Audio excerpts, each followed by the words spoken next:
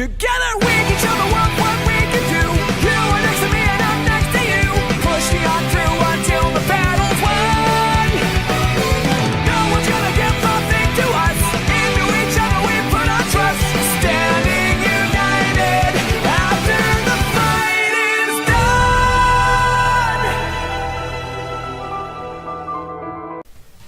Yo, what's going on, guys? It's me, the Ninja Reviewer here. Time for another exciting review of the One Piece motherfucking greatness. Monkey D.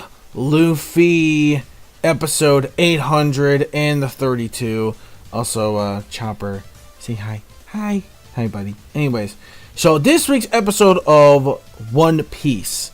Okay, so when it comes to this episode, I will say the pacing for this episode could have been a lot better, even though I think this one only covered basically just one chapter for the entire episode. So that's pretty much what it covered. So while I will admit there were a bit of pacing issues with this episode, I guess they're going back to that route, I guess.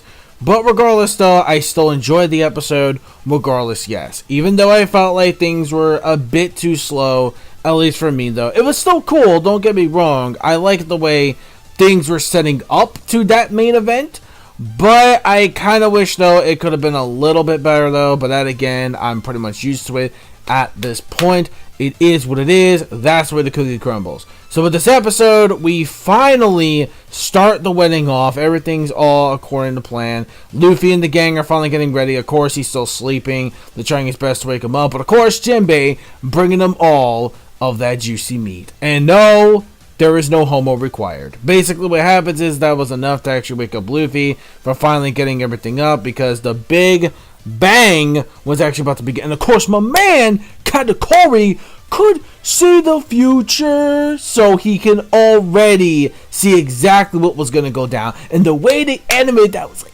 yo, I love the way they animated Katakuri's eyes and the redness. That was cool. The way he predicted the future, the way he actually saw the future, that was pretty dope. I love that a lot. That was so awesome to see Katakuri do that. That was so badass, man. That was amazing. So seeing Katakuri actually do that was actually quite impressive.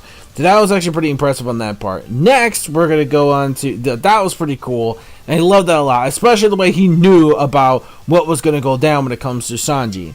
So, getting to that, speaking of which, so basically this review isn't going to be very long, because I felt like when it comes to this coverage, we did manage to progress, which was good. So, I'm glad that was the thing. But otherwise, I would have downgraded this episode a lot more. But I will say, when it comes to this episode of One Piece, I really did love the fact how the music. Oh, by the way, I love the way the wedding cake was set up for this episode. How, like, the one chef dude just puts in a fucking sword. Like, these chefs, man, they've learned. They've come from the school of Toriko, man. These are chefs you don't want to fuck with. They're like pacifists, man. You can't mess with them.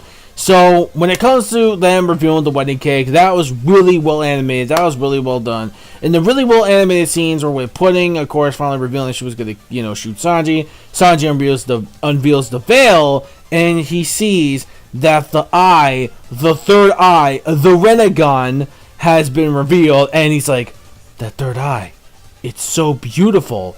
And she just shook in utter shock, just basically passing on the floor. And she kind of was like in tears, because back then no one has ever called her eye beautiful before. In fact, many people found it disgusting. They wanted to actually get rid of it. They wanted to cut it off, etc. Like Big Mom said, this to grow some veins, some what do you call it? Banes? Yeah, the things girls have with their hair.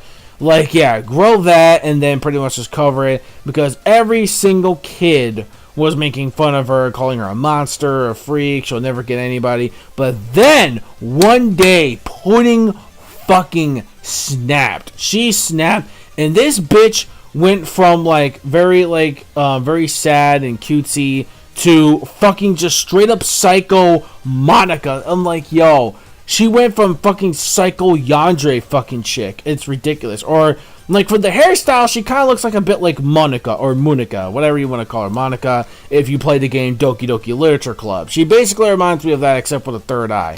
And man, when she went completely psycho, that shit was completely insane. And I love the music they add to the flashback, and it was really feel-worthy. I really feel bad, because again, All of Big Mom's family is corrupted. They are just warped. They are absolutely warped out of their minds on this field set on how they should be treated as children.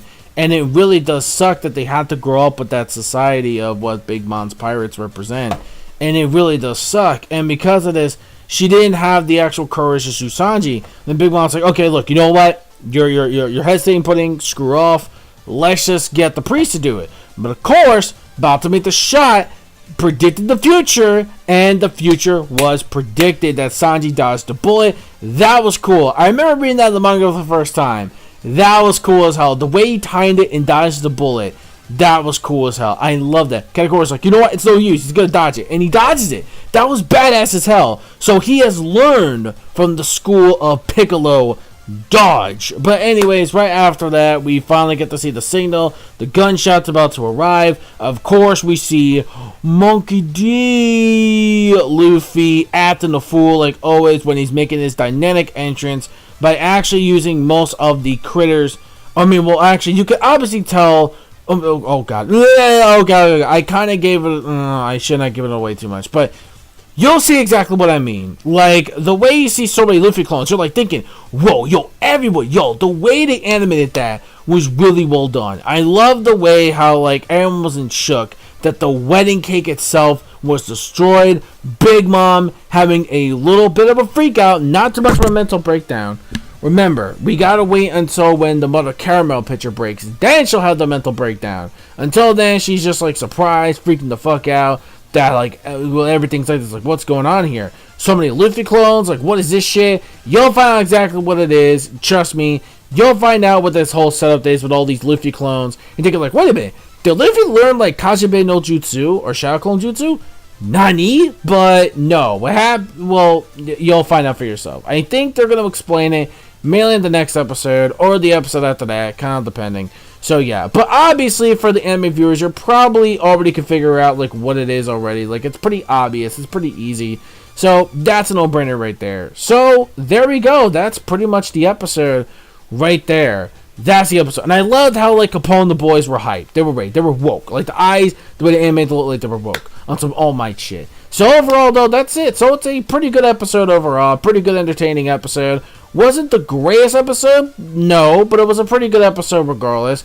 Animation-wise, there were some pretty cool, there was some pretty nice animation. I mean, maybe a little bit of hiccups, or not hiccups, but like some noticeables here and there, you know, compared to like that one image someone posted on the category. But, oh man, that really does suck, man. That's episode 5 flashbacks right there of Dragon Ball Super.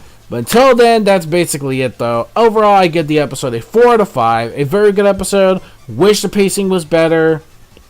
Just saying, the pacing was just the only thing that kind of bothered me a bit. Like, just the way they just, like, stalled it for time. Covering only one chapter was kind of a little bit But regardless, though, that's pretty much it. Next episode, next week from the preview, it's going to look pretty dope. I'm loving the way the next episode's going to be. Judging from the preview alone, Katakuri, my man, is getting some action. The future boy, the Mr. Slam Jam, is getting some action. Finally, and you will see why this dude is so cool. Especially the way they reveal his Devil Fruit powers, which I think his Devil Fruit powers are going to be revealed also in the next episode as well. So look forward to that. So overall, let me know your thoughts in the comment section below of this week's episode of One Piece, episode 832. I'll see you guys next week for episode 833. And for the manga folks, I'll see you guys for this recent manga chapter coming up this week. Until then, don't forget to rate, comment, subscribe, click on the bell to join the squad, boys. Follow my social media plugins and my gamer tags as well. And if you haven't, please do not forget to join the Ultra Discord down below. Peace, soul, love, chicken grease, and the sky got Enderu. Ha ha ha ha. Is the limit. Anime manga fans, keep supporting, reading what you watch, and that's it. So until then,